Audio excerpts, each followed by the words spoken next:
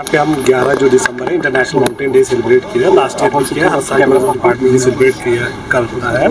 ये 2003 से शुरू किया, यूनाइटेड नेशंस ने इसको शुरू किया था। जैसे कि आप जानते हैं वी आर हिमालयन स्टेट और यहाँ पे हमारे चारों ओर माउंटेन्स है। माउंटेन्स की वजह जो हमारे यहाँ पे फ्रेश वाटर लेक्स है, वाटर है, ये सारा कुछ माउंटेन से आता है। हमारा एडवेंचर टूरिज्म जैसे important part of our whole tourism industry it's possible because of the mountains. हमारे यहाँ पे जो ट्रैकिंग सीजन रहता है जिसमें मोस्टली हमारे पास फॉरेन ट्रैकर्स आते हैं। अभी कुछ टाइम के बाद हमारा विंटर सीजन शुरू होगा, फिर स्कीइंग शुरू होता है। It's all because of the mountains. Mountain जो है house to 50% of the world's hot biodiversity spot. इसके अलावा 15% जो दुनिया की जो पॉपुलेशन है ये माउंटेन्स में रहती है।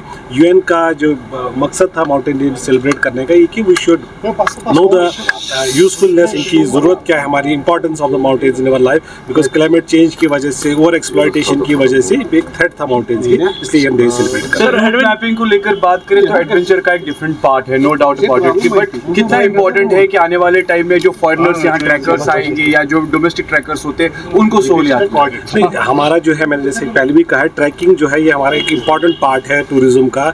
और हमारे डिफरेंट रूट्स हमने 75 ट्रैक्स हमने आइडेंटिफाई किए हैं। कुछ इस बार हमने शुरू किए, जैसे कि कश्मीर ग्रेट लेक जो कि हर साल चलता है, it's one of the most जो शॉर्ट आफ्टर ट्रैक्स है वो है।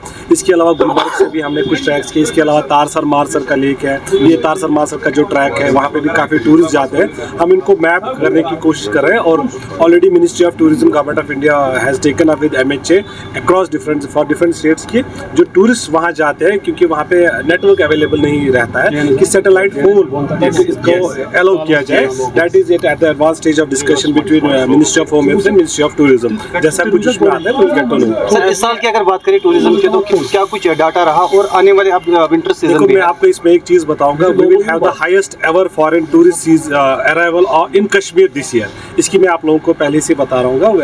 Every day we have a good number of foreign tourist coming here and it gives me immense pleasure कि हर दिन जब मेरे पास डेटा आता है कि मोर देन 200, 300, कभी कभी 350, कभी कभी 500 भी टूरिस्ट, फॉरेन टूरिस्ट की बात है जो यहाँ आते हैं। डिस्पाइट आवर लिमिटेशंस के यहाँ पे इस बार रेनफॉल थोड़ा नहीं हुआ या स्नोफॉल भी थोड़ा डिले है, इसके बरक्स भी यहाँ पे फॉरेन टूरिस्ट काफ़ी यहाँ आ रहे हैं। और जो लास्ट ईयर जो हमारे फिगर्स रहते कश्मीर में 2.3 मिलियन एक्सक्लूडिंग द अमरनाथ यात्रा, उससे ज़्यादा इस साल यहाँ पे टूरिस्ट आएंगे। सर, एडवेंचर टूरिज्म का बात करें तो कितना पोटेंशियल और क्या कुछ किया जाए? देखो, कश्मीर में तो it's known for Himalayan state है, तो यहाँ पे एडवेंचर का काफ़ी पोटेंशियल है।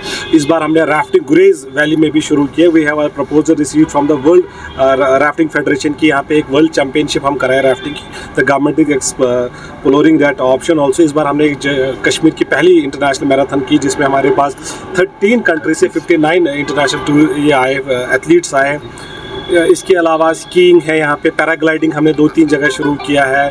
हॉट एयर बलून हमारा यहाँ पे चलता है जबरवन पार्क में। एडवेंचर तो बहुत ही इंपॉर्टेंट है टूरिज्म से। आपको ये मतलब आई एम हैप्पी टू से दिस कि इस बार हमने जो हमारा जो कैपेक्स बजट होता है उसमें हमने एक स्की इक्विपमेंट्स रखे थे, हमने ट्रैकिंग के इंस्ट्रूमेंट्स रखे थे, टेंट्स रखे, एडवांस टेक्स।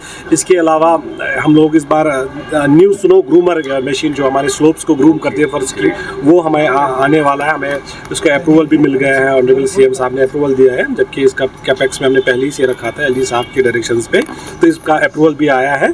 तो वो भी हम इस साल प्रोक्योर करें। यू विल बी सरप्राइज कि 30 साल बाद पहली ऐसी मशीन आएगी कश्मीर में। बड़े मेजर फेस्टिवल्स कर रहे हैं इसमें। हमारे पास नेशनल लेवल आर्टिस्ट गुलमर्ग में भी आएंगे और पहलगाम में भी आए।